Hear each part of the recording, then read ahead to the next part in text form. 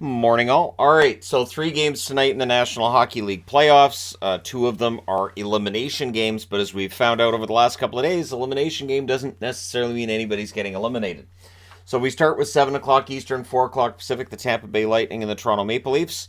This is going to be one of the most analyzed Game 5s, I think, ever. Everywhere I look, there's all kinds of talk about the fact Bunting's being scratched. Is that a bad idea? And it really comes down to a simple fact that if your team is up 3 games to 1, you've won 3 games in a row, a player getting healthy doesn't necessarily put them back in the lineup. You could throw off chemistry, and I know that sounds weird, but during the playoffs, I would think that's even more of a consideration of this team's playing really well. All these guys, I don't want to mess with this. So, yes, Bunting can come back into the lineup. He won't tonight. Sheldon keeps saying he will get back in, and I have no doubt that he will.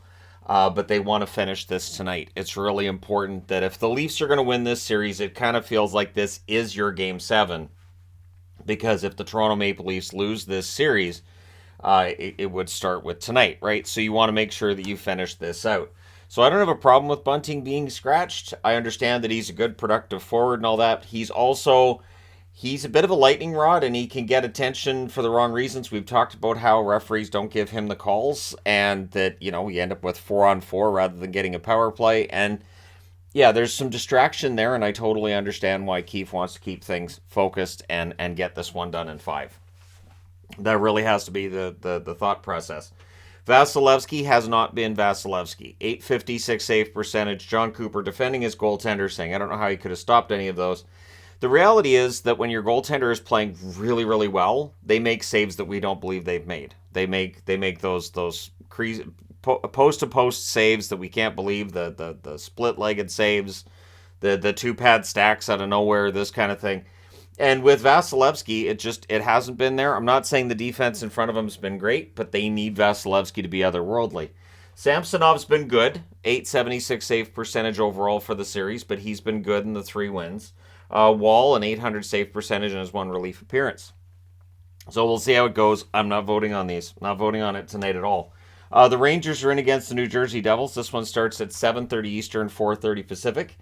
This series is tied at 2. A home team has not won yet, which is not really outside of the realm of normalcy in the NHL right now. Being the home team is a problem.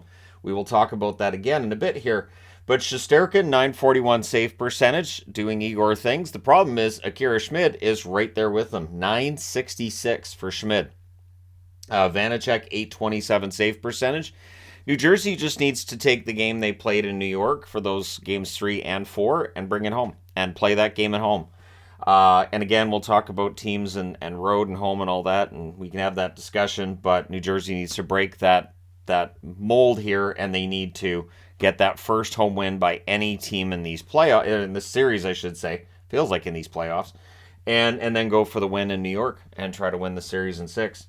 Then at 10 Eastern, 7 Pacific, we have the Winnipeg Jets and the Vegas Golden Knights. So Winnipeg, the walking wounded at this point. There will not be a Mark Scheifele in the lineup. There might be a Nick Ehlers. They're being very cagey about it. The reality is they're really up against it. Vegas is up 3 games to 1. I'd be very surprised if Vegas doesn't end this tonight. Hellebuck, 895 save percentage. Brossoit, 902 save percentage. I don't think Hellebuck has been at his peak, but again, the team in front of him can be part of that, and they're definitely not able to ice their best lineup right now. On the Vegas side, of course, you're not going to get any sort of sympathy about dealing with injuries because the Vegas Golden Knights have had that problem for years themselves. But Brossoit's played well against his former team, and I think it's been impressive how well Vegas has done, while Brossoit is, essentially their number 3 goaltender, considering he was down in the AHL and Hill was the backup to Thompson. And they've got Jonathan Quick as the backup right now. And so Quick's watching Brossoit, which I don't know if that's entirely surprising, considering Brossoit's had some good games in Vegas prior, and of course, last season he had some good games as well. Yeah, so we'll see how it goes tonight. And whether or not the Vegas Golden Knights can round this out, whether or not Toronto can round it out. Let me know your picks in the comment section below. So, with last night's results, road teams are now 23-14. And in 2012, they had won 23 games by this point as well. The record for road wins in round 1 is 30. That is the record from 2012. And that year there were 47 road wins altogether. Keep in mind, that was the year that the LA Kings, in large part because as the underdogs, as the lower seed, they won every round. They were excellent on the road. They were very, very tough to beat on the road. And that's where they spent a lot of their postseason. So we'll see whether or not that record ends up being threatened, if this is just a round one thing and maybe things level out in round two. But it definitely feels like there's some more chaos in terms of the play. And I think part of it is that we do have, teams are really, really well coached. I think sometimes the team at home, maybe they try to play more cute. They're looking for the perfect goal. They feel that pressure from the crowd. The team on the road can just play their game. They know the crowd's not cheering for them. They can just kind of tune all that out, or even get fired up by a crowd cheering against them. And so I think there's a lot of pressure on the home teams, and road teams are just better prepared right now than we usually see in the postseason. And as I said, when we were predicting this first round, a lot of these matchups look pretty close. There are a couple that looked kind of lopsided. But yeah, the Colorado-Seattle series didn't end up being that lopsided.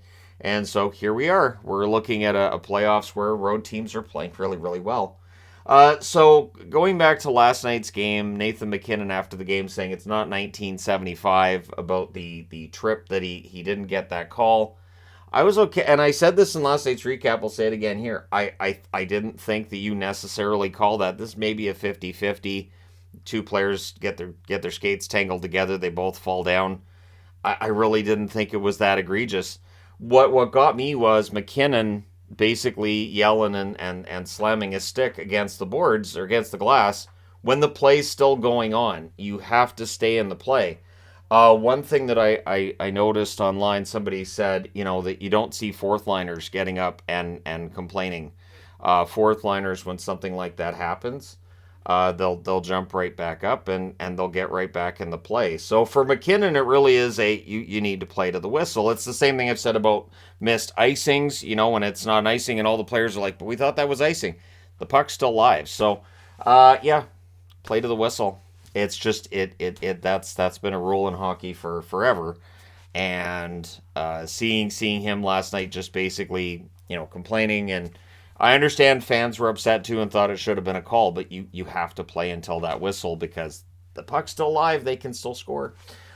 Speaking of Seattle and Colorado, what's interesting is that Coachella Valley is playing the Colorado Eagles. So their AHL franchises are playing against each other as well. Coachella Valley wins in Colorado last night, 6-2. Game 2 is tonight, and then games 3 through 5 are at Coachella Valley. So yesterday too, Abbotsford loses in overtime against the Calgary Wranglers in overtime. Apparently a very entertaining game. Both goaltenders played quite well. It was Wolf at one end and Martin at the other. And games 1 and 2 are both in Calgary. And again, games 3 through 5 would be here if they need games 4 and 5. It is an interesting setup that the road team actually gets, like the team that's on the road first gets 3 of the 5 home games, but that's how the AHL does it. And it really is a matter of keeping costs down with travel. The AHL doesn't generate anywhere near the revenue that the NHL does, so you got to keep that travel schedule as light as possible. But it is interesting to see Coachella Valley up, especially considering their rookie sensation was up scoring his first NHL goal with Seattle against Colorado last night, which didn't end up being the game winner, but I think he's okay with that. And it was great. The story, too, of how his parents ended up getting there. They get messaged early in the day, and they make sure they're there. So, great story all around. Probably not as much of a great story if you're an Abs fan, but series isn't over until it's over. So let me know your thoughts in the comments section below. As always, don't forget to hit like and subscribe if you're browsing your way through. You just happened upon this video. Thank you guys so much for watching, for all your support. I will talk to you again soon.